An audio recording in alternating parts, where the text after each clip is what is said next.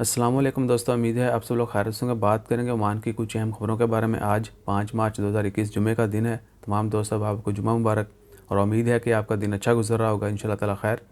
Recently Oman RP ने 8 लोगों को गिरफ्तार किया जिन्होंने क्वारंटाइन की खिलाफ वर्जी की थी। सुप्रीम कंट्री के जितने भी रूल्स हैं क्वारंटाइन के हवाले से, कोरोना की सेफ्टी के हवाले से, आप सबसे रिक्वेस्ट है कि उनको फॉलो करें।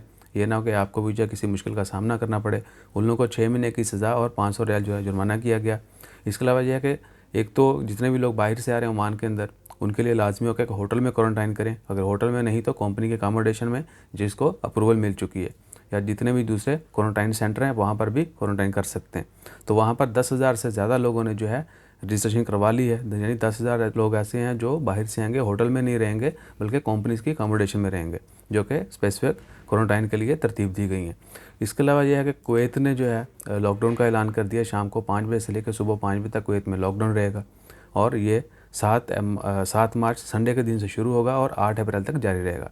7 मार्च से लेकर 8 अप्रैल 2021 तक डेली शाम 5 बजे से लेकर सुबह 5 बजे तक फुल कर्फ्यू रहेगा। उसके अलावा है जी, आपने देखा होगा कि बहुत सारी कंपनीज़ उनको टारगेट दिया जाता है कि 30%, 40% या 50% जो है आपके पास ओमानी स्टाफ होगा तो आपको जो है खारजों के वीज़े मिलेंगे। लेकिन बहुत सारी कंपनीज़ ऐसी भी हैं, मैन पावर ने रिसेंटली जो है अनाउंसमेंट की कि बहुत सारे लोग कंपनीज़ ऐसी हैं जो फेक एग्रीमेंट जमा करवाती हैं। यानी उनके पास ओमानी कोई भी एम्प्लॉय नहीं होता, लेकिन वो फेक एग्रीमेंट जमा करवा देती है। हाँ जी, हमारे पास इतने ओमानी हैं, हमें एक्सपायर्स का खारजी का वीज़ा जो है वो दिया जाए, उसकी अप्रूवल दी जाए। तो आप सब भी जो है इस तरह के किसी भी जो है कंपनी के साथ इन्वॉल्व हैं, किसी के साथ काम कर रहे हैं, अगर आपको पता है इस चीज़ का तो इससे बचिए, अपना भी ख्याल रखिए, दूसरों को भी बचाइए। और जो कंपनीज में इन्वॉल्व हैं उनसे भी रिक्वेस्ट है कि पायन जान दो, कुछ सीधा काम करो। उसके अलावा है ओमान में पिछले कुछ दिनों से गैर अखलाकी काम करने वालों के ऊपर बड़ी सख्ती है।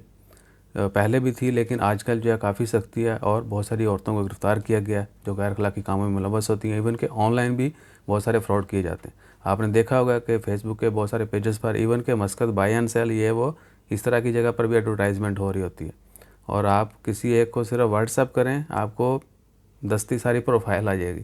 तो अल्लाह ताला माफ़ फरमाए, खुद भी महफूज रहें।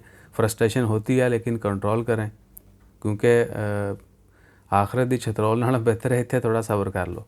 अपना ख्याल रखो, दुआओं में याद रखो। जज़ाकल्लाह, अल्लाह हाफिज़।